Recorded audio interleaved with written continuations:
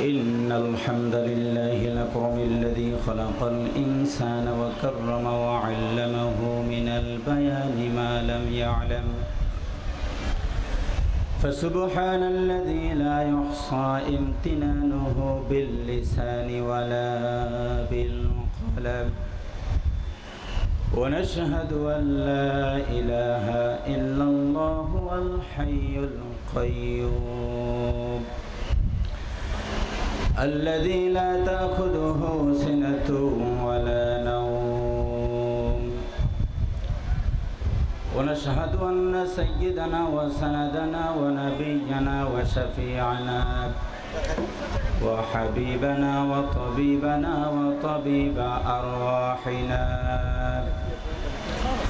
وأولانا ومولانا محمدا عبده ورسوله الذي أرسله بالحق بشيرا ونذيرا وداعيا إلى الله بإذنه وسراجا وقمرا منيرا عما بعد فقد قال الله تعالى في كلامه المجيد وفرقانه الحميد فأعوذ بالله من الشيطان الرجيم بسم الله الرحمن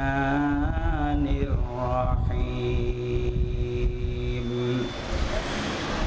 إن يمسسكم قرح فقد مس القوم قرح مثله وتلك الأيام نداولها بين الناس وليعلم الله الذين آمنوا ويتخذ منكم شهداء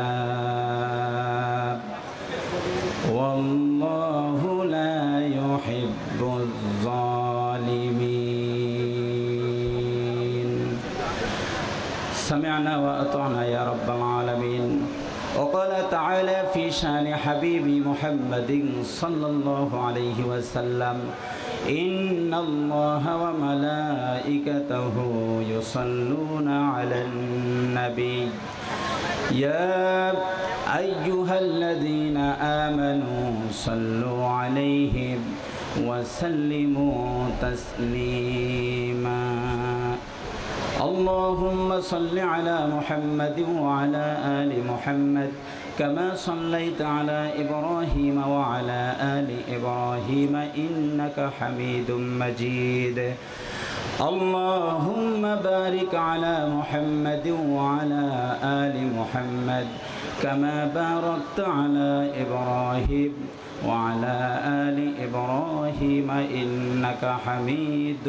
مجيد একটু মহব্বতে সকলেই জিকির করি লা ইলাহা ইল্লাল্লাহ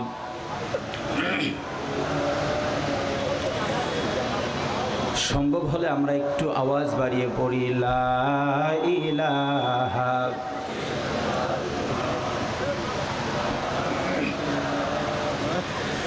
মাঝে মাঝে মনে হয় কিসের আনন্দ কিসের এত হাসি উল্লাস একদিন মরতে হবে হতেই হবে লাশ মাঝে মাঝে মনে হয় কিসের আনন্দ কিসের এত হাসি উল্লাস লা ইলাহা ইল্লাল্লাহ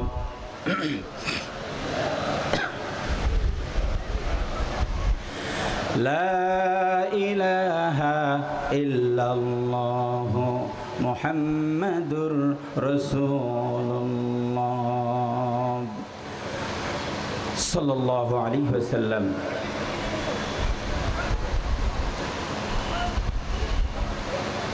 এক সাগর রক্তের বিনিময়ে অর্জিত দ্বিতীয় স্বাধীন পরবর্তী সময়ে প্রিয় মাতৃভূমির উত্তর গগনের ঐতিহ্যবাহী শহীদি কাফালার বিচরণে মুগ্ধ কুড়িগ্রাম জেলাধীন কাউনিয়া উপজেলা রাজারহাট উপজেলা সানরাইজ চানাচুর কোম্পানির ৬ষ্ঠতম প্রতিষ্ঠাবার্ষিকী উপলক্ষে আয়োজিত ঐতিহাসিক তাফসীরুল কোরআন মাহফিলে সভাপতিত্ব করছেন রাজারহাট উপজেলার প্রাণপুরুষ বিপ্লবী কণ্ঠস্বর, যিনি বাতিলের কাছে কখনোই মাথা নত করবার নয়, এলাকার সকল শ্রেণীর মানুষের প্রিয়ভাজন শ্রদ্ধাভাজন, আমার অত্যন্ত শ্রদ্ধেয় ব্যক্তিত্ব পীরজাদা আলহাজ মাওলানা মুহাম্মদ হাবিবুল্লাহ সিদ্দিকী, সহকারী অধ্যাপক রাজারহাট মহিলা ডিগ্রি কলেজ ও খতিব শান্তিনগর জামে মসজিদ রাজারহাট কুড়িগ্রাম। আল্লাহ পাক আজকের মাহফিলের সম্মানিত সভাপতি মহোদয়ের হায়াতি তৈয়বা দান করুন। আপনারা 16 বছর দোয়া করেছেন ওলামায়ে কেরামের জন্য, এখন তো দোয়া করার দরকার নাই। এই আছে দিয়ে হবে? জোরে বলেন আছে না নাই? একটু চিৎকার দিয়ে বলি আমিন। আজকের মাহফিলের প্রধান মেহমান আন্তর্জাতিক খ্যাতি সম্পন্ন মুফাসসিরে কোরআন, প্রখ্যাত মিডিয়া ব্যক্তিত্ব আল্লামা তারিক মনোয়ার হাফিজাহুল্লাহ ঢাকা। ইতিমধ্যেই তিনি আমাদের মাঝে উপস্থিত হয়েছেন। খুশি না বেজার? চিৎকার দিয়ে বলুন আমরা খুশি হলে প্রশংসা করি কার? একবার চিৎকার দিয়ে বলি আলহামদুলিল্লাহ। আরও একবার আওয়াজ দিয়ে বলি আলহামদুলিল্লাহ। আমন্ত্রিত ওলামায়ে কেরাম, বিশেষ করে মঞ্চে উপবিষ্ট রয়েছেন যুগ শ্রেষ্ঠ নন্দিত ওলামায়ে কেরাম, আমন্ত্রিত অতিথিবৃন্দ সহ বিভিন্ন জায়গা থেকে ছুটে আসা আমার একান্ত শ্রদ্ধেয় পিতৃ সমতুল্য মুরব্বিয়ানে কেরাম, যুবক ভাইরা, স্নেহের কচি কাচারা, পর্দার আড়ালে আগতা স্বাগতা সম্মানিত মা ও বোন, পুলিশ প্রশাসনের ভাইরা, গোয়েন্দা শাখার ভাইরা, সমাজের দর্পণ সাংবাদিক ভাইরা সহ অন্যান্য সুধী মণ্ডলী, মহান আল্লাহ সুবহানাহু ওয়া তাআলার দরবারে শুকর আদায় করছি, যিনি আমাদেরকে দীর্ঘ 15 বছর 7টি মাস এদেশে কোরআনুল কারীমের তাফসীর উলামায়ে কেরাম প্রাণ খুলে করবার ইচ্ছা পোষণ করলেও মনের কথাগুলো মুখ দিয়ে বলবার সুযোগ পাননি। আল্লাহ সুবহানাহু ওয়া তাআলা লাখো জনতার রক্ত এবং শত শত তরুণদের রক্তের বিনিময়ে আমাদের আজকে একটি স্বাধীন রাষ্ট্র গনিমত হিসাবে দান করেছেন।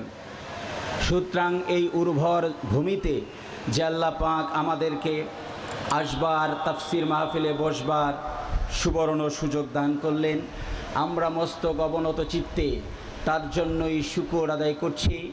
আমরা প্রাণ খুলে আবারও চিৎকার দিয়ে পড়ছি আলহামদুলিল্লাহ।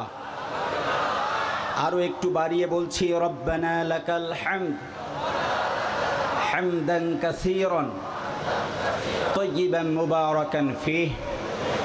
পড়ি ইয়া রব্বি লাকাল হামদ কামা ইয়ানবাগি লিজালালি ওয়াজহিক ওয়া আযীমি সুলতানিক।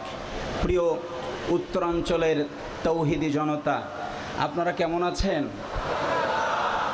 একটু আওয়াজ দিয়ে বলুন কেমন আছেন? মুমিনরা ভালো থাকার সময় এসেছে, জালিমরা খারাপ থাকার সময় এসেছে। কি বলেন, ঠিক কিনা? এতদিন পর্যন্ত এদেশের ভালো মানুষগুলো ছিল জেলে, চোর বাটপাট লম্পটরা রাজপথে দাপটের সঙ্গে বেড়াতো। সময় এসেছে ওলামায়ে কেরাম এখন রাজপথে চোরদেরকে ধরে ধরে জেলখানায় বন্দি করা হচ্ছে। চিৎকার দিয়ে বলুন ঠিক কিনা? আমাদের অনেকের মাঝে কোশ্চেন, অনেকেই আমাদেরকে প্রশ্ন করেন, হুজুর দীর্ঘ 15টি বছর 16টি বছর আমরা নির্যাতন আর নিপীড়নে থাকলাম, আপনারা এত দোয়া করলেন, এত প্রার্থনা করলেন কিন্তু স্বৈর শাসক গেল না। দীর্ঘ 15-16টি বছর কেন আমাদেরকে রক্ত দিতে হলো, জীবন দিতে হলো, রাজপথ গরম করতে হলো, সংগ্রামী জীবন যাপন করতে হলো? এই দীর্ঘ 16 বছর আমরা পরাজিত ছিলাম। আল্লাহ পাক 15ই আগস্ট এ জাতির জন্য রহমতের মাস। কথা বলে না, ঠিক শেষ হয়ে গেল আপনাদের? কেবল না আমরা 15ই আগস্টের পর সেপ্টেম্বরে পড়েছি, কেবল শুরু। এখনই যদি শক্তি হারিয়ে ফেলেন তাহলে কোরআনী বিপ্লব ঘটা সম্ভব? বলেন সম্ভব? এখনো প্রতি বিপ্লব ঘটানোর সম্ভাবনা আছে না নাই? এই জন্য আওয়াজ দিয়ে বলুন, দীর্ঘ এই 15-16টি বছর পর আমরা একটি স্বাধীন পরিবেশে এসে, কোরআনুল কারীমের পরিবেশে এসে আমরা আজকে কোরআন শোনার সুযোগ পেয়েছি কিনা? এই সিচুয়েশনে অনেকেরই প্রশ্ন যে হুজুর দীর্ঘদিন আমরা কেন কষ্ট করলাম, আবার বিজয় পেলাম। আমি কোরআনুল কারীমের সূরাত আলে ইমরানের 140, 41, 42 মোট কয়টি আয়াত? 3টি আয়াত যদি আমি অনুবাদ আপনাদেরকে শোনাই, আমাদের দীর্ঘ 16টি বছরের কষ্ট এবং বিজয়ের চূড়ান্ত আলোচনা আল্লাহ পাক 3টি আয়াতেই করেছেন। সুবহানাল্লাহ বলবেন না? একটু আল্লাহু আকবার বলবেন না? আমরা মাঝে মাঝে বিজয়ী হই, মাঝে মধ্যে পরাজিত হই। মনে রাখতে হবে আমাদের জয় এবং পরাজয়ের কারণ আছে না নাই? আমরা কেন বিজয়ী হই, কেন পরাজিত হই, এর ওপর আল্লাহ পাক যে আয়াত নাজিল করেছেন, এর ওপর আমি সংক্ষিপ্ত পরিসরে কিছু কথা বলবার ইচ্ছা পোষণ করেছি। রাগ করবেন? মন খারাপ করবেন? দোয়া করার দরকার আছে না নাই? একটু দোয়া করুন, আল্লাহ পাক প্রয়োজনীয় কথাগুলো তার নগণ্য গোলাম থেকে যেন বের করে দেন। সকলেই বলুন আমিন। আমার সাথে সকলে আওয়াজ দিয়ে বলুন আউযু বিল্লাহি মিনাশ বিসমিল্লাহির রহমানির রহিম। ইয়ামসাসকুম করহুম ফাকাদ মাসাল কওমা করহুম মিথলুহু وتلك الأيام نداولها بين الناس وليعلم الله الذين آمنوا ويتخذ منكم شهداء والله لا يحب الظالمين।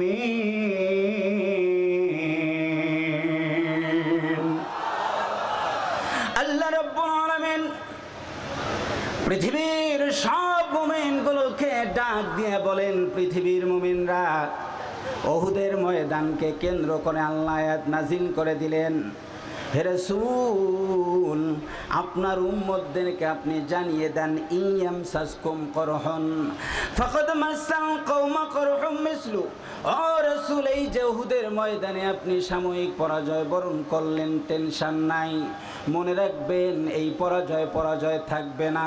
আমি আল্লাহ পাক সমান সমান কষ্ট কাফেরদেরকে দেবার ব্যবস্থাটাও করে দিব।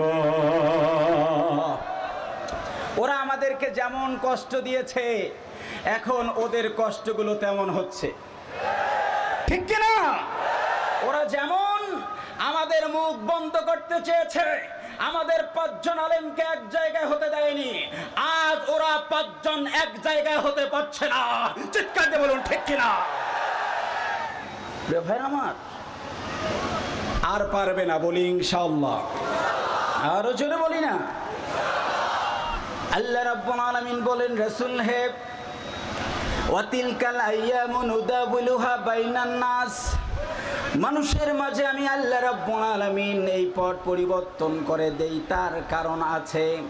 আল্লাহ পাক সূরাত আলে ইমরানের মধ্যে 140, 41, 42 তিনটা আয়াতের মধ্যে বলেছেন, কখনো কখনো মুমিনকে নির্যাতিত করি, আবার কখনো কখনো আমি কাফেরদেরকে ক্ষমতা দেই, আবার কখনো কখনো মুমিনদেরকে বিজয়ী করি। একটা না দুটা না, আমি আল্লাহ পাক মাঝখান থেকে 6টি পরীক্ষা করার জন্য মুমিনদের জয় আর পরাজয়ের ব্যবস্থা আল্লাহ করে দেয়। কয়টি? একটু আওয়াজ দিতে হবে। কয়টি? কষ্ট হচ্ছে আপনাদের? আমি শুরু করিনি এখনো। কয়টি? 6টি। খুবই গুরুত্বপূর্ণ বিষয়। আল্লাহ পাক 1 নাম্বার, ওয়ালিয়ালামাল্লাহুল্লাযীনা আমানু। আপনারা অনুবাদ বুঝুন আর না বুঝুন একটু আওয়াজ দিয়ে বলুন আল্লাহু আকবার। ওলামায়ে কেরাম আছে, ইয়া উলামা, এটি মুযারের সিগা, এখানে প্রেজেন্ট এবং ফিউচার দুটি কাল আল্লাহ পাক একই সাথে দিয়েছেন। নবীকে বলছেন, নবী হে, নাও দ্য প্রেজেন্ট এজ, এই সময় যে আপনি যুদ্ধ করছেন, আমি আল্লাহ পাক এই সময় দেখব মুমিনদেরকে জয় আর পরাজয় দিয়ে আপনার উম্মতের মধ্যে, সাহাবীদের মধ্যে কারা কারা রিয়াল বিলিভার, কারা কারা সত্যিকার মুমিন, পরীক্ষা করার জন্য আমি জয় পরাজয় দেই।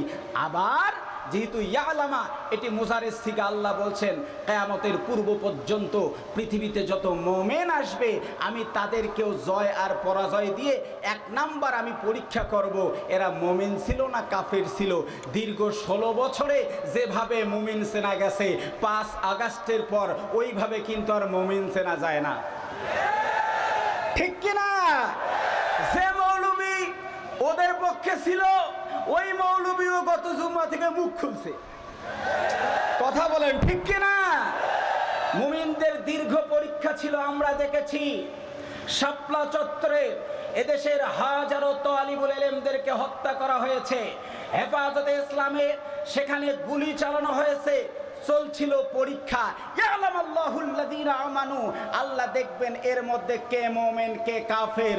ওই মৌলবীদের ভিতরে 2টা গ্রুপ হলো, একটা গ্রুপ সিদ্ধান্ত নিল কি দরকার গুলির সামনে দাঁড়ানো, আমরা শুকরিয়া মাহফিল করি। রাজারহাটের লোক শুনেই নাই, শুকরিয়া মাহফিল মৌলবীরা করছে না? হ্যাঁ, যিনি বলছেন কওমি জননী, তাকে পুরস্কার স্বরূপ বাংলাদেশের বাইতুল মুকাররমের খতিবের দায়িত্ব দেওয়া হলো।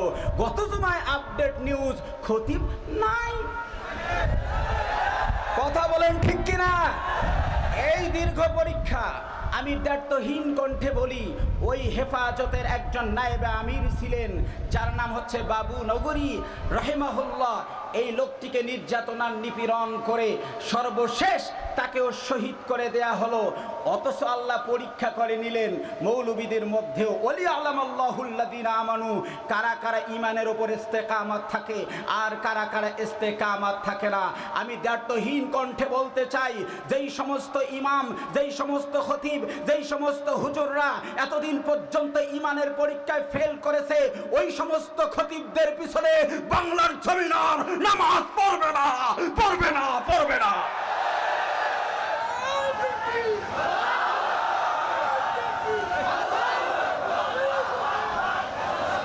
প্রিয় ভাইরা আমার, 1 নাম্বারটাই হলো ইয়ালামাল্লাহুল্লাযীনা আমানু। আল্লাহ জয় পরাজয় দিয়ে দেখে নিতে চান কারা কারা মুমিন। এদেশের হাজারো আলেমদেরকে নির্যাতন করা হয়েছে, জীবন দিয়েছে, কিন্তু তারা ঈমানের পরীক্ষায় গোল্ডেন প্লাস পেয়েছে। চিৎকার দিয়ে বলুন ঠিক কিনা? পরীক্ষা ছাড়া লাভ আছে? এসএসসি দিলে মানুষের দাম কমে না বাড়ে? ওরে বাপরে বাপ, দেশে তো এসএসসিও নাই। পরীক্ষা কি অবমূল্যায়ন? পরীক্ষার নাম মূল্যায়ন না অবমূল্যায়ন? আমাদের ছোট ছোট বাচ্চাগুলোকে বলা হলো তুমি অঙ্কন করো। কি অঙ্কন করো? কারো বাবার ছবি অঙ্কন করো, কারো মায়ের ছবি অঙ্কন করো। আমার স্টুডেন্টরা বলে হুজুর রুমে ঢুকে দেখি চারদিকে শুধু বাবা আর বাবা, বাবা আর বাবা। আমি বললাম শোনো, তোমরা তো রুমের ভিতরে বাবা দেখো, টেকনাফ থেকে তেতুলিয়া, রূপসা থেকে পাথুরিয়া বাবায় ভরে গেছে। বাবাকে তুলতে তুলতে জামানার নবী বানিয়ে দিয়েছে। 5 আগস্টেই জাতি শিক্ষা দিয়ে চূড়ান্ত দেখিয়ে দিয়েছে, জোর করে কারো বাবা চাপিয়ে দিলে বাংলার জনগণ আর কোনোদিন মানে নাই, মানতে রাজি না। কথা বলেন ঠিক কিনা? প্রিয় ভাইরা আমার, পরীক্ষা দেওয়ার দরকার আছে না নাই? জোরে বলুন, আছে না নাই? আল্লাহ রাব্বুল আলামিন বলেন, আহাসিবান নাসু আন ইউতরাকু আন ইয়াকুলু আমান্না ওয়া হুম লা ইফতানুন। আহাসিবান নাস, মানুষ কি হিসাব করে নিল নাকি? কাউন্ট করে ফেললো, মনে করে ফেললো আইয়াতরকু আইয়াকুলু আমান্না। কোন কঠিন সিচুয়েশনে গিয়ে শুধু মুখে মুখে বলেছে আমি ঈমান আনলাম, আমি ঈমানদার ঈমানদার। আল্লাহ বলেন পরীক্ষা ছাড়া আমি ঈমানদারদেরকে আল্লাহ তাআলা পাস করে দেই না। দীর্ঘ 16টি বছরে ঈমানদাররা পরীক্ষা দিয়েছে, যারা পাস করবে তাদের জন্য জান্নাতুল ফিরদাউসের গোল্ডেন প্লাস রেজাল্টের ব্যবস্থা বলুন আছে না না? মুমিনদের জয় আর পরাজয়ের কয় কারণ? আমি তাফসীর করছি, প্লিজ প্লিজ হেল্প মি, আমাকে একটু সহযোগিতা করতে হবে। মুমিনদের জয় আর পরাজয়ের কয় কারণ? 6 কারণ। 1 নাম্বার হলো ঈমানের পরীক্ষা হবে। তার মানে আয়াত আমাদেরকে বুঝাচ্ছে এই বিজয় কিয়ামত পর্যন্ত থাকবে না। টুডে অর টুমরো আবার বাংলাদেশে হায়নারা আবার চাপ সৃষ্টি করবে। ওই চাপে আল্লাহ পাক ইয়ালামাল্লাহুল্লাযিনা আমানু আবার পরীক্ষা নেবেন কারা মুমিন আর কারা কাফের। কথা বলেন ঠিক কিনা? 2 নম্বর কারণ খুবই ইম্পর্টেন্ট। আল্লাহ রাব্বুল আলামিন 2য় নম্বর কারণ বললেন ওয়ালিয়ালামাল্লাহুল্লাযিনা আমানু ওয়া ইয়াত্তাখিযু মিনকুম শুহাদা ওয়াল্লাহু লা ইউহিব্বুয যালিমিন। 2য় নম্বর কারণটা আল্লাহ ইয়াত্তাখিযু শব্দ ব্যবহার করেছেন। ও আমার তৌহিদি জনতা, ওলামায়ে কেরাম বুঝতে পেরেছে। প্রথম আয়াতের অনুবাদ আল্লাহ পাক জেনে নেবেন কারা কারা ঈমানদার কারা ঈমানদার না। আর 2য় আয়াতের অনুবাদ হলো ইয়াত্তাখিযু মিনকুম শুহাদা। আল্লাহ পাক 2য় আয়াতের ক্ষেত্রে আলামা শব্দ ব্যবহার করেন নাই। আল্লাহ বলেন নাই আমি জেনে নিব কারা কারা শহীদ হয়। আল্লাহ পাক বলেছেন বান্দারে আমি কিছু বিশেষ ফুল, গোলাপ ফুল, আমি রব্বুল আলামিন এই সমাজের মাঝ থেকে যেই সমস্ত ফুলগুলোকে ফুটাতে চিন্তা করি ওই সমস্ত ফুলকে ইয়াত্তাখিযু মিনকুম শুহাদা, তোমাদের মধ্য থেকে বিশেষ বিশেষ কিছু ব্যক্তিকে আমি আল্লাহ শহীদ বানানোর জন্য মাঝে মধ্যে মুমিনদেরকে পরাজয় দিয়ে দে। মারাত্মক একটি শব্দ। আল্লাহ পাক ঈমানদারদেরকে জেনে নেবেন, পরের বাক্যের অর্থ, পরের কালামের অর্থ আল্লাহ পাক তুলে নেবেন, নিজেই গ্রহণ করবেন, অ্যাকসেপ্ট করবেন শহীদদেরকে।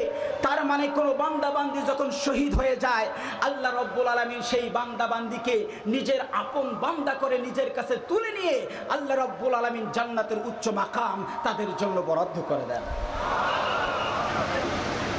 প্রিয় ভাইরা আমার, দীর্ঘ 16টি বছরে কত মানুষকে শহীদ করে দেয়া হয়েছে। অনেকেই বলেন হুজুর আপনারা এত দোয়া করেন কবুল হয় না কেন? আপনারা তাহলে চিন্তা করুন। আল্লাহ রাব্বুল আলামিন আয়াতে কারিমার মধ্যে স্পষ্ট করে জানিয়ে দিয়েছেন ওয়াত্তাখিযু মিনকুম শুহাদা।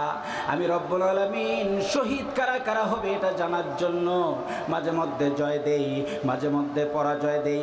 আমি আল্লাহ তাআলা এই দীর্ঘ 16 বছর যে শহীদদেরকে গ্রহণ করব, যার কারণে জালিমকে ক্ষমতায় রেখে আমি রব্বুল আলামিন প্রিয় বান্দাদেরকে শাহাদাতের মর্যাদা আমি আল্লাহ পাক আমার কাছে দিয়ে দিয়েছি। এদেশে কত শহীদ তার কোনো হিসাব নাই। এদেশে কতগুলো মানুষ শহীদ হয়েছে এর কোনো হিসাব নাই। প্রকৃত হিসাব আছে, চিৎকার দিয়ে বলুন কার কাছে? আরো জোরে বলুন কার কাছে? আমরা হাদিস পড়েছি কিতাবুল মাগাজিতে, রাসূলুল্লাহ সাল্লাল্লাহু আলাইহি ওয়াসাল্লামের সাহাবায়ে কেরাম শহীদ হবার জন্য কি উদ্গ্রীব ছিল। হযরতে ওমর রাদিয়াল্লাহু তাআলা আনহু তিনি ইসলাম গ্রহণ করেছেন কিনা এখন স্পষ্ট নাই। হঠাৎ করে গিয়া বিশ্বনবীর একটা বক্তব্য শুনেছে, কেউ যদি জিহাদের ময়দানে মারা যায় সে শহীদি মর্যাদা পেয়ে যাবে। চিৎকার দিয়ে বলুন সুবহানাল্লাহ। নবীজি একটা বক্তব্য দিলেন, যারা শহীদ হবে তাদেরকে আল্লাহ পাক জান্নাত দিবেন। জান্নাতিন আরদুহাস সামাওয়াতু ওয়াল আরদ, এমন একটা জান্নাত তাদেরকে দেয়া হবে যেই জান্নাতটা আসমান এবং জমিন বরাবর। আল্লাহ নবীর সাহাবী কেবলমাত্র ঈমান গ্রহণ করেছেন, এখনো তেমন প্রকাশ করেন নাই। মুখের মধ্যে কয়েকটা খেজুর ছিল, খেজুর কয়েকটা দ্রুত বের করে বলেন বাখ বাখ বাখ বাখ বলে চিৎকার দিয়ে দিয়ে আল্লাহ নবীর সাহাবী দৌড় দিলেন জিহাদের ময়দানে। আর যেই মাত্র জিহাদের ময়দানে গেলেন, সঙ্গে সঙ্গে শহীদি মর্যাদাটাও পেয়ে গেলেন। হাদিস পড়েছি, উস্তাদ পড়িয়েছেন। এই দৃশ্য দেখার আমাদের সুযোগ হয়নি। হঠাৎ করে অগাস্ট মাস এসে গেল, আমাদের দেশেই যখন দেখলাম উত্তরাঞ্চলের গর্বিত সন্তান আমার আবু সাঈদ, আহা, আমার আবু সাঈদের বুকে এই স্বৈর শাসক যখন গুলি চালালো, হাদিসে পড়েছি সাহাবায়ে কেরাম মুখের খেজুর ফিকা দিয়ে দৌড় দিয়েছে। আর স্পষ্ট দেখলাম আমার কলিজার টুকরো যুবক ভাই তার বুকটা উন্মুক্ত করে দিয়ে টান টান করে দেখিয়ে দিল, তুমি গুলি করো, এ জাতি তোমাকে ছাড়বে না। কথা বলেন ঠিক কিনা? তুমি গুলি করছো আমাকে, তুমি জানো না এই আবু সাঈদের বুকে গুলি করলে তোমার ক্ষমতা তছনছ হয়ে যাবে, তুমি তো বুঝতে পারো নাই। আবু সাঈদের বুকে যখন গুলি চালানো হলো, এরপরেই আমার মুগ্ধ যখন পানি হাতে নিয়ে রাস্তায় হাঁটলো, আর মুগ্ধ বলল পানি লাগবে। এখনো মুগ্ধের কথা যদি মনে পড়ে, এখনো কোনো পানি যদি পানির বোতল হাতে নেই, মনে হয় আমার মুগ্ধ ডেকে ডেকে বলছে তোমাদের কি পানি লাগবে। মুগ্ধ বুঝতে পারেনি 15 মিনিট পরে মুগ্ধ জান্নাতের পানি পান করবে। যেদিন আবু সাঈদ জীবন দিয়েছে, সেই দিন থেকে আমার ব্যক্তিগতভাবে ধারণা ছিল যে এই জীবনটা দেয়া ছিল নিবেদিত, ইখলাসের সাথে জীবন দিয়েছে। সুতরাং আমার আবু সাঈদের রক্ত বৃথা যেতে পারে না। হায়নাদের কাছে আবু সাঈদের রক্তের মূল্যায়ন না থাকতে পারে। চিৎকার দিয়ে বলুন, আল্লাহ পাকের কাছে আবু সাঈদের রক্তের মূল্য আছে না নাই? আমি বলি, এক আবু সাঈদ না, এক আবু সাঈদ না, এক মুগ্ধ না, এদেশে শত শত আবু সাঈদ আর মুগ্ধ জীবন দিয়েছে।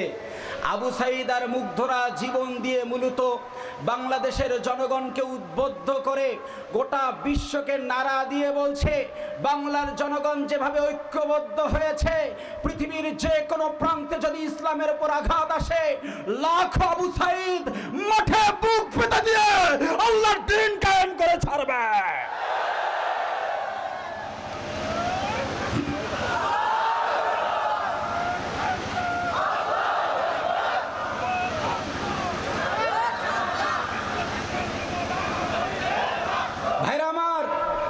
অনেকে আজকে বলছেন, অনেকেই বলছেন তাদেরকে শহীদ বলা যাবে না।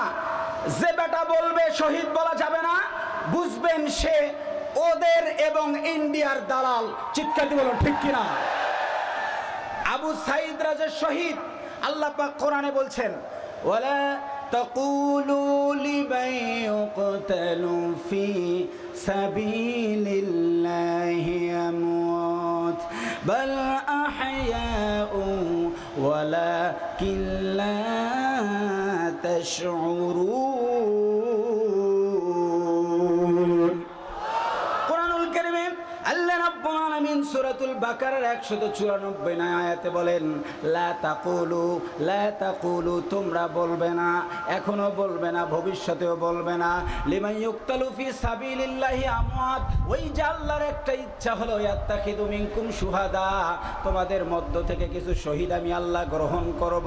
ও বান্দারে, ও বান্দি, শোনো শোনো শোনো, তুমি যদি কখনো কাউকে দেখো কোনো জালিমের বিরুদ্ধে যদি বুক পেতে দেয় আর মরে যায়, লা তাকুলু, তোমরা বলবে না মৃত্যু, মৃত্যু বলা তাকে যাবে না, বরং আল্লাহ বলেন ওই লোকটাকে অবশ্যই অবশ্যই শহীদ বলাই লাগবে। বলেন ঠিক কিনা? আল্লাহ পাক দেখে নিয়েছেন এই স্বৈর শাসককে দেশ থেকে তাড়িয়ে দেওয়ার ক্ষেত্রে কারা কারা ইয়াত্তাখিযু মিনকুম শুহাদা, কারা কারা শহীদ হয় আল্লাহ রাব্বুল আলামিন সেটা টেস্ট করেছেন, সেটা পরীক্ষা করে দেখেছেন।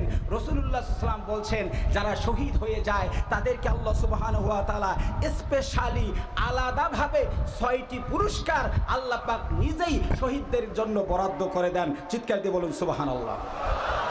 কয়টি পুরস্কার? কয়টি? 6টি। মুখস্থ করে না, একটি মারাত্মক। এটি শহীদদের ফজিলতের হাদিস থেকে আমি আপনাদেরকে বলছি। আল্লাহ নবী সাল্লাল্লাহু আলাইহি ওয়াসাল্লাম বলছেন 1 নাম্বার লিশাহিদ ইনদাল্লাহ সিত্তি খিসান, শহীদদের জন্য 6টি পুরস্কার আল্লাহ রাব্বুল আলামিন নিজেই দেন। ইউগফারু লাহু ফি আউয়ালি দাফআ, ইউগফারু লাহু ফি আউয়ালি দাফআ, আল্লাহর রাস্তায় যেই লোক জীবন দিবে তার রক্ত জমিনে পড়ার আগেই আল্লাহ পাক জিন্দেগীর সব গুনাহ মাফ করে দেন। এরপরে আল্লাহ নবী বলেন ওয়ারা মাকআদাহু মিনাল জান্নাহ, দীর্ঘ 16টি বছর জালেমের নির্যাতন আর নিপীড়নে যারা জীবন দিয়েছে তাদের জন্য আল্লাহ রাব্বুল আলামিন সুন্দর করে 6টি পুরস্কার বরাদ্দ করে দেন।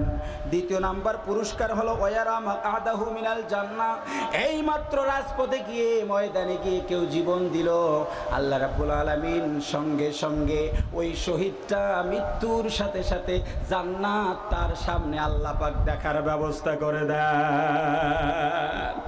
আহা, একজন শহীদের কি দাম, কি মর্যাদা! দীর্ঘ 16টি বছর ওয়াতিলকাল আইয়ামু নুদাউলুহা বাইনান নাস, মানুষের মাঝে জয় আর পরাজয় দিয়ে আল্লাহ পাক কিছু বান্দার সামনে জান্নাতের ছবি উপস্থাপন করেছেন। যার কারণে আমরা কি দেখেছি, যারা জান্নাতের রাস্তায় অগ্রসর হয় তাদেরকে দেখেছি। এদেশের সূর্য সন্তান মাওলানা নিজামী রাহিমাহুল্লাহ, আব্দুল কাদের মোল্লা, সর্বশেষ আমরা আগস্ট মাস গত বছর দেখলাম এদেশের লাখো জনতার হৃদয়ের স্পন্দন আল্লামা দেলওয়ার হোসেন সাঈদী।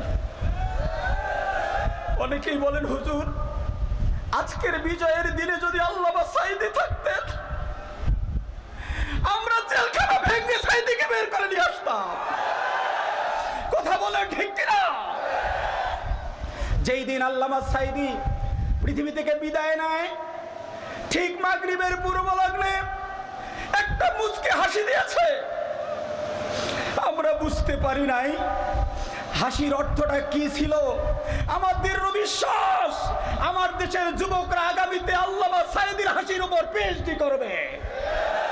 কারণ কি, হোয়াট ইজ দ্য কজ, কি কারণ ছিল? এখন আমরা অনেকেই মনে করি সেদিনের কারণ ছিল যে তোমরা জানো না আল্লাহ নবী বলেছেন শহীদের মর্যাদার দ্বিতীয় ওয়ারা মাকআদাহু মিনাল জান্নাহ, আমি আল্লামা সাঈদীর সামনে জান্নাত দেখা যায়, আমি তোমাদেরকে দেখছি না, জান্নাত দেখে বুকের হাসি আমি ছেড়ে দিয়েছি। প্রিয় ভাইরা আমার,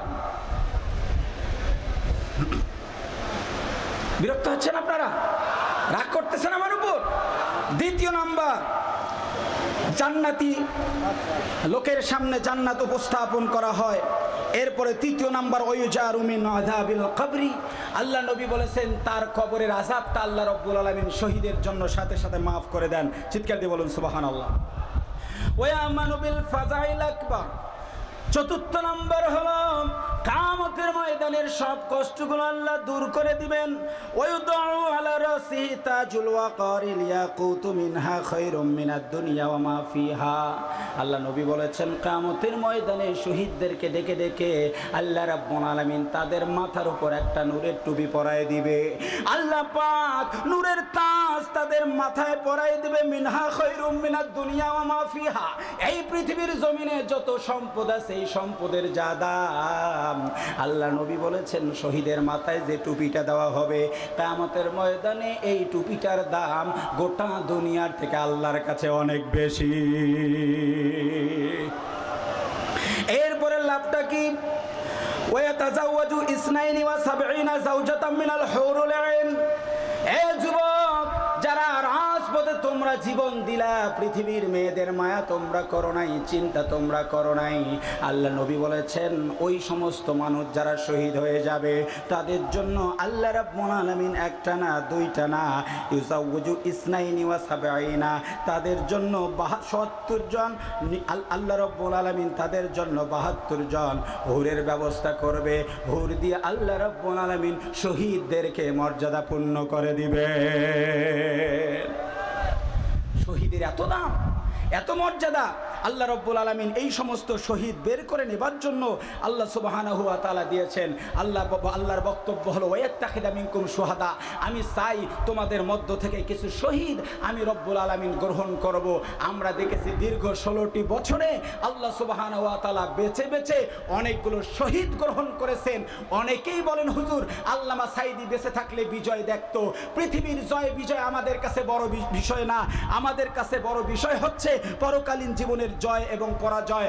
আল্লামা সাঈদী হয়তো দুনিয়ার বিজয় দেখে নাই, কিন্তু আখিরাতের বিজয় ঠিকই তিনি দেখেছেন। চিৎকার দিয়ে বলুন ঠিক কিনা। এরপরে আল্লাহ রাব্বুল আলামিন তৃতীয় কারণ কেন আমাদেরকে বিজয়ী করেন আর পরাজিত করেন, আল্লাহ রাব্বুল আলামিন বলেন ওয়ালিউমা হিসাল্লাহুল্লাযীনা আমানু ওয়া ইয়ামহাকাল কাফিরিন। দুইটা কারণ গেল, তৃতীয় নাম্বার কারণটি আরো মারাত্মক। ওয়ালিউমা হিসাল্লাহুল্লাযীনা আমানু, আমি আল্লাহ পাক মাঝে মধ্যে মুমিনদেরকে পরাজিত করি আর বিজয়ী করি, এর মাঝে কিছু মুমিনকে আমি আল্লাহ পাক ক্লিন করব, পরিষ্কার পরিচ্ছন্ন করব। মুমিনদের জীবনে কিছু গুনাহ থাকে, আমি রব্বুল আলামিন তাদেরকে পরিষ্কার করে নিব। কখনো বিজয়ী হওয়ার পর মুমিনরা নেফাক মুক্ত হয়, কখনো কখনো পরাজিত অবস্থায় মুমিনরা নেফাক মুক্ত হয়। মুমিনরা যে জয় এবং পরাজয় পায়, দুটার মধ্যেই মুমিনদের ঈমান পরিষ্কার করে আমি আল্লাহ পাক পূর্ণাঙ্গ মুমিন বানিয়ে নেই। চিৎকার দিয়ে বলুন সুবহানাল্লাহ। ভাইরা আমার, রাসূলুল্লাহ সাল্লাল্লাহু আলাইহি ওয়াসাল্লাম তিনি মাঝে মধ্যে বিজয় হয়েছেন, আবার উহুদের ময়দানে পরাজিত হয়েছেন। এগুলো মূলত উহুদের ময়দানকে কেন্দ্র করে নাজিল হয়েছে। আল্লাহ রাসূল সাল্লাল্লাহু আলাইহি ওয়াসাল্লাম চাইতেন কিছু লোক আমার কাছে পরিষ্কার হয়ে আসুক। উহুদের ময়দানে যেই লোকটির নাম খালিদ বিন ওয়ালিদ, তিনি সাহাবায়ে কেরামের বিরুদ্ধে ছিলেন। কিছুদিন পর আবার ইসলামের বীর সেনানী সাইফুল্লাহ আল্লাহর তলোয়ার হয়ে গেছেন। এই যে একই ব্যক্তি মাঝে জয় এবং পরাজয়ের মাঝে পরিষ্কার হয়ে ঈমানের দিকে চলে আসেন। আল্লাহ রাসূল সাল্লাল্লাহু আলাইহি ওয়াসাল্লাম একইভাবে সাহাবায়ে কেরামকে জয় এবং পরাজয়ের মাঝে যেমন বিজয়ী, এইদিকে আমার দিকে দেখেন, আমার দিকে দেখেন, ওটা কিছু না, কোনো দুর্ঘটনা ঘটেছে, গাড়ি যাচ্ছে। আমি একটা দৃষ্টি আকর্ষণ করছি, বাঁশের খুঁটিগুলোতে আমরা কেউ হাত দিব না। আপনারা কি বিরক্ত হচ্ছেন নাকি? আমি একটু চালাবো। আল্লাহ পাক কিছু মুমিনকে পরিষ্কার করে নিতে চান, পরিচ্ছন্ন করে নিতে চান। আমরা দীর্ঘ 16টি বছরে দেখেছি অনেক লোক এই বাধা বিপত্তির পরেও ঈমানের উপর অটুট এবং অবিচল ঠিক ছিল।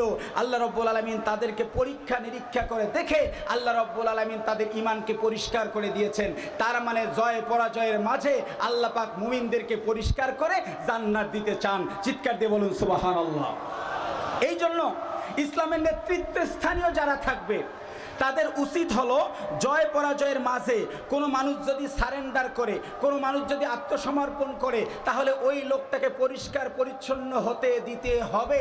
আমরা সাম্প্রতিক সময় দেখেছি আমিরে জামাত একটি ঘোষণা দিয়েছেন, গোটা জাতিকে বলছেন যে আমি ক্ষমা করে দিলাম। ওয়ালিমা হিসাল্লাহুল্লাযীনা আমানু, আল্লাহর বক্তব্য হলো তিলকাল আইয়ামু নুদাবিলুহা বাইনান নাস, জয় পরাজয়ের মাঝে আমি আল্লাহ কিছু মানুষকে ভালো করে নিতে চাই। আর আমিরে জামাত তিনিও ঘোষণা করে দিয়েছেন যে আমি সবার জন্য সাধারণ ক্ষমা করলাম। কথা বলেন ঠিক কিনা?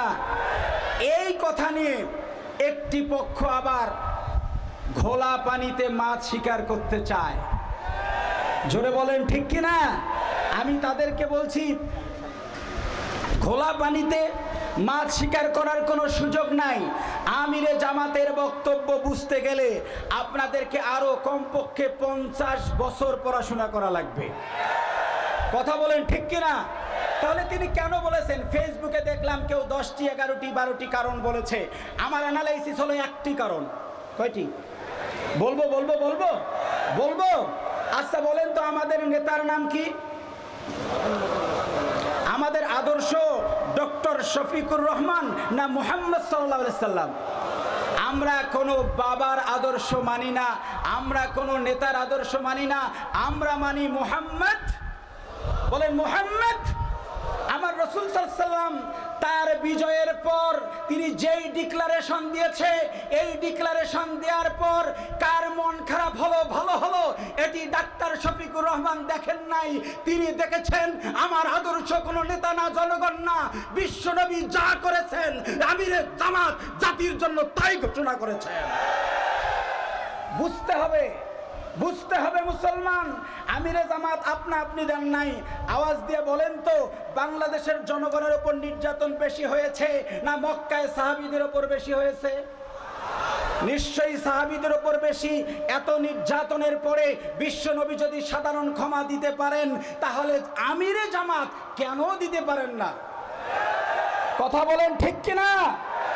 কিন্তু আরেকটা জিনিস যেটা অনেকেই বলেন, আমি বলতে চাই, অনেকেই বলেন এক্ষেত্রে আমিরে জামাত মক্কা বিজয়ের নীতি অবলম্বন করেছে। আমি বলি মক্কা বিজয়ের নীতি মূলত দুইটা। বীরের বেশে বলুন কয়টা? আর জোরে। এক নম্বর, নবী যখন মক্কা বিজয় করলেন আয়াতের দিকে তাকালেন, আল্লাহ পাক জয় পরাজয়ের মাঝে মানুষকে পরিষ্কার করে ভালো করে নিতে চান, যার কারণে আল্লাহর নবী সাল্লাল্লাহু আলাইহি সাল্লাম সাধারণ ক্ষমা ঘোষণা করেছেন। একইভাবে আমিরে জামাতও সাধারণ ক্ষমা ঘোষণা করেছেন। কিন্তু আর একটা পাঠ আছে, আল্লাহ নবী সাল্লাল্লাহু আলাইহি সাল্লাম সাধারণ ক্ষমা ঘোষণা দেওয়ার পরেও আল্লাহর নবীর কাছে একজন লোক দৌড় দিয়ে আসলেন, যা রাজুলুন ফাকালা ইন্না ইবনা খাতালিন মুতাআল্লিকিন বিআস্তারিল কাবা। আল্লাহর নবীর কাছে এসে বললেন, ইয়া রাসূলুল্লাহ, আপনি তো সাধারণ ক্ষমা ঘোষণা করেছেন, আপনি তো বলেছেন সবার জন্য আমি ক্ষমা ঘোষণা করলাম, কিন্তু ওগো নবী, ওগো রাসূল, একজন মানুষ কাবার চত্বরে গিয়ে কাবার গিলাফের মধ্যে হাত দিয়েছে ইবনে খাতাল, এবং কাবার গিলাফ ধরে সে বলছে হয়তো আমি আজকে নিরাপত্তা লাভ করব। ওগো রাসূল, বলুন বলুন বলুন দেখি ইবনে খাতালের জন্য মাফ হবে নাকি বেঁচে যাবে?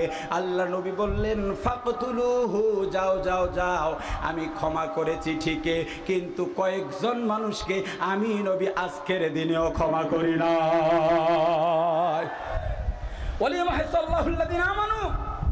আল্লাহ চান মানুষ ভালোর পথে আসুক। নবীজিও চেয়েছেন সাধারণ ক্ষমা দিয়ে কিছু লোক ইমানের পথে আসুক। ডাক্তার শফিকুর রহমান তিনিও ক্ষমা করে চেয়েছেন কিছু লোক ভালো দিকে আসুক। এরপরেও অনেকগুলো হাদিস, প্রায় 14 থেকে 15 জন লোক যারা কাবায় নিরাপত্তা লাভ করার চেষ্টা করেছে। কাবা হলো হারাম, এটা হলো নিরাপদ স্থান, তারা ওই জায়গায় গিলাফ ধরে বলছে কাবার গিলাফ ধরলে তো আর আজকে মুহাম্মদ সাল্লাল্লাহু আলাইহি সাল্লাম আমাদেরকে মারবে না। নবী বললেন, উকতুলুহু, যাও তোমরা ইবনে খাতালকে হত্যা করো। কেন? ইবনে খাতাল আমি নবীজির বিরুদ্ধে কুৎসা রটনা করে নবীর চরিত্রে যে কালিমা লোপন করে সে সাধারণ ক্ষমার মধ্যে পড়তে পারে না, পারে না, পারে না। স্পষ্ট বক্তব্য। আমিরে জামাতের বক্তব্য বুঝতে পারেন নাই। মক্কার নীতির প্রথম পাঠ সাধারণ ক্ষমা, পরের পাঠ কিন্তু হত্যা করা। কথা বলেন ঠিক কিনা? আমাদের দাবি হলো বিশ্ব নবীর চরিত্রে যারা দীর্ঘদিন কালিমা লোপন করেছে ওই সমস্ত নবী বিদ্বেষীদেরকে অনতি বিলম্বে গ্রেফতার করে ওপেন তাদেরকে কতল করা হোক। কি বলেন, রাজি আছেন না নাই? এরপরে কি হলো?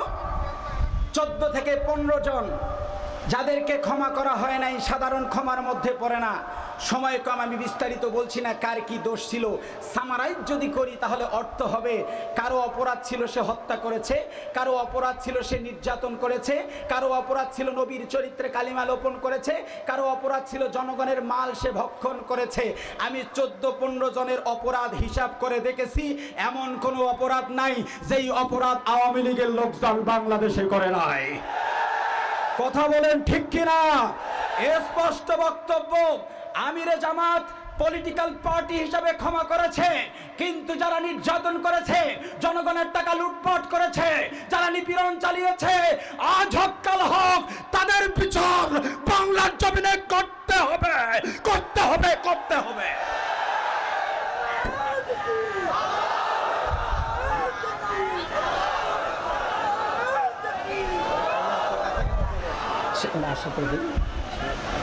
প্রিয় ভাইরা আমার, শোনেন শোনেন, বিচার কেউ করুক আর না করুক, আমি আপনাদেরকে যেহেতু সময় কম ছোট্ট বাক্যে বলে যাই, বিচার কেউ করুক আর না করুক, সাম্প্রতিক সময় অনেকে আমাদেরকে বলেন, হুজুর ভারত যদি মাথা ঘামায় কি হবে, এদেশে যদি বিদেশিরা মাথা ঘামায় কি হবে, হুজুর যদি প্রতি বিপ্লব ঘটে কি হবে। আমরা তাদেরকে স্পষ্ট বলি, মনে রাখবা এবারের ধরা কিন্তু ছাত্র জনতার ধরা না, এবারের ধরা, চিৎকার দিয়ে বলুন কার, আরো জোরে বলুন কার। হুদে আল্লাহ বলছেন, ওয়া কাযালিকা আখাযু রাব্বিক ইযা আখাযাল কুরা ওয়া হিয়া যালিমা। এই জালিমা মুআন্নাস শব্দ ব্যবহার করেছে। আল্লাহ রাব্বুল আলামিন বলেন, ওয়া কাযালিকা আখাযু রাব্বুক, এভাবে আপনার রব বহুবার তাদেরকে ধরেছে, বহুবার ধরেছে। আল্লাহ ধরেছেন কারণ হলো ওহিয়া জালিমা, এরা ছিল জালিমা। এখানে মুআন্নাসের সিগাটাও মিলে গেছে। হাসিনা মুযাক্কার না মুআন্নাস? কথা বলে না, মুআন্নাস না মুযাক্কার? অনেকেই বলেন, হুজুর হাসিনা যদি পালিয়ে না যেত তাহলে একটা কাজ হতো। আমি বলি, এভাবে উল্টা পাল্টা এক্সপ্লেইন করা যাবে না। এক বাক্যে মাথায় রাখবেন, এটি ছাত্র জনতার ধরা না, মূলত ইন্না বাতশা রাব্বিকা লাশাদীদ, এটি আল্লাহ পাকের ধরা। সুতরাং যেভাবে ধরলে আল্লাহর ধরা মানানসই হয়, আল্লাহ পাক ওইভাবেই হাসিনাকে ধরেছে। চিৎকার দিয়ে বলো ঠিক কিনা? আল্লাহ পাক হাসিনাকে ধরেছে, এত শক্তিশালীভাবে ধরেছে। যদি ছাত্র জনতা বঙ্গভবনে ঢুকে হাসিনাকে হত্যা করে ফেলতো, তাহলে হাসিনা মরতো কয়বার? কথা বলে না, কয়বার? আরো জোরে কয়বার? এখন হাসিনা আমাদের যতগুলো লোককে মেরেছে ততবার মরবে।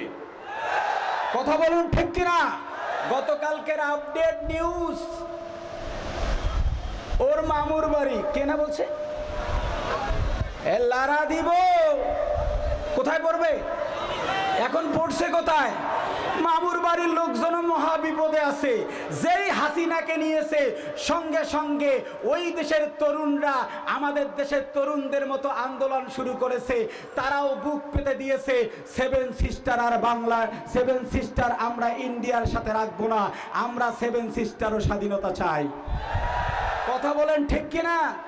ভাইরা আমার, হাসিনা শুধু আমাদের যন্ত্রণা না, হাসিনা এখন মোদিরও যন্ত্রণা হয়েছে। হাসিনাকে যে গ্রহণ করবে তার জন্যই গলার কাটা হবে। জালিমরা পৃথিবীর জন্য উপকারী হয় না। প্রতিটি জায়গায় ধুকে ধুকে আল্লাহ পাক হাসিনার মৃত্যুর ব্যবস্থা করেছে। চিৎকার দিয়ে বলুন ঠিক কিনা? ওয়ালিমাহিসাল্লাহুল্লাযিনা আমানু, আল্লাহ চান কিছু ইমানদারকে এই জায়গায় ভালো করে নিবে, কিন্তু লা ইউহিব্বুজ জালিমিন, লা ইয়াহদিল কওমাজ জালিমিন। জালিম যারা, তাদেরকে তো আল্লাহ পরিষ্কার করবে না। আমি এখনো লক্ষ্য করি কিছু লেসপেন্সার আছে, এ নিয়ে বিনিয়ে তারা বলে হাসিনা কি আর কম উন্নয়ন করছে? কথা বলেন, কথা বলেন ঠিক কিনা? মনে রাখতে হবে, এ হলো জালিম। জালিমদের জন্য আল্লাহ পাক কখনো হেদায়েত দেয় না। এখন হাসিনার জন্য কি হবে? আমিরে জামাত যে ক্ষমা ঘোষণা করেছেন, এই ক্ষমার মধ্যে পড়ে না। কারণ আল্লাহ রাসূল সাল্লাল্লাহু আলাইহি ওয়াসাল্লাম যে ক্ষমা করেছেন, সেই ক্ষমার মধ্যেও 14 থেকে 15 জন ছিলেন যারা ছিলেন জালিম। জালিমদেরকে আল্লাহ নবী মাফ করেন নাই। সুতরাং আমিরে জামাতও মাফ করার কোনো প্রশ্নই আসে না। এটাতে ঘোলা পানি ঘোলা করে স্বার্থ হাসিল করার সুযোগ নাই। আমাদের স্পষ্ট বক্তব্য হলো, অনতি বিলম্বে খুনি হাসিনাকে বাংলার জমিনে ফিরিয়ে আনা হোক। রাজি আছেন না নাই? আমরা চাই হাসিনা এবং হাসিনার স্পন্সররা যদি বাইতুল মুকাররমের ভিতরে ঢুকে কাবায় ধরে ধরে যেমন হত্যা করা হয়েছে, আগামীতে জালিমদেরকে বাইতুল মুকাররমে ধরে এদেশের প্রশাসন হত্যা করে ফেলবে।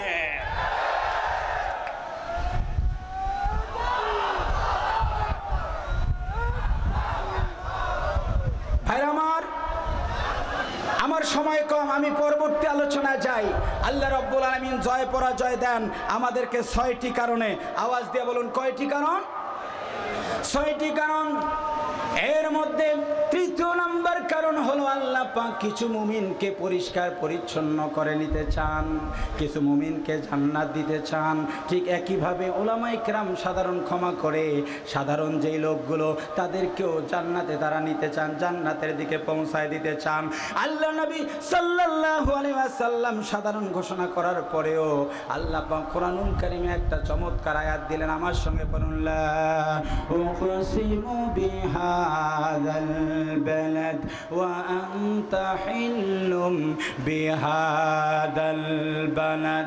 হে রাসূল আপনি বলুন, আমি কসম করেছি, আমি কসম করেছি এই শহরের মক্কার আমি কসম করেছি, ওয়া আনতা হিল্লুম বিহাযাল বালাদ, এই শহরে আপনাকে হত্যা করা মক্কার মানুষগুলো হালাল করে দিয়েছেন। কোন কোন মুফাসসির বলেন আল্লাহ নবীকে আল্লাহ পাক ডেকে ডেকে বলেন, ওগো রাসূল, হ্যাঁ আপনি তো সাধারণ ক্ষমা দিলেন, উদ্দেশ্য হলো আপনি চান কিছু লোক ভালো হয়ে যাক। আমি আল্লাহ পাক সূরাতুল বালাদ নাজিল করে আপনাকে বললাম, ওয়া আনতা হিল্লুম বিহাযাল বালাদ, এই হারাম শরীফ এই জায়গা আমি মারামারি নিষিদ্ধ করে দিয়েছি। কিন্তু রাসূল শুনুন শুনুন শুনুন, আজকের দিনে আপনি ক্ষমা করলেও আমি আল্লাহ পাক ওদেরকে ক্ষমা করছি না, আপনার জন্য হালাল করে দিলাম। এই মক্কায় কেউ যদি আজকে ঢুকে যায়, আপনি মনে চাইলে তাকেও আপনি আজকে হত্যা করে দিতে পারেন।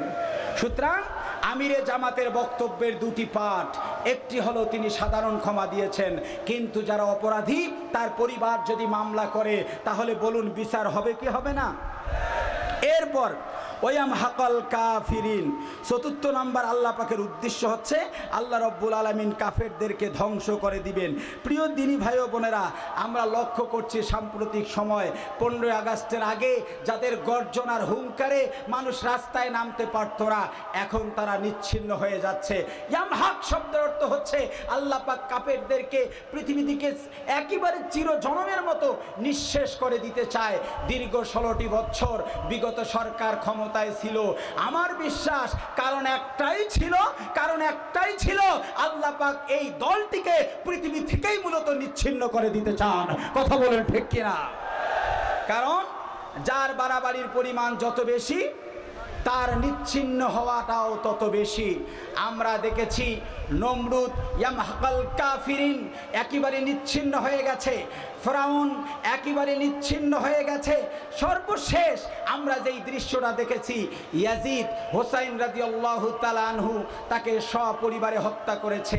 আমরা দেখেছি ইয়াজিদের বংশের কোনো মানুষ পৃথিবীতে আর কোনো জায়গায় নেতৃত্বে নাই।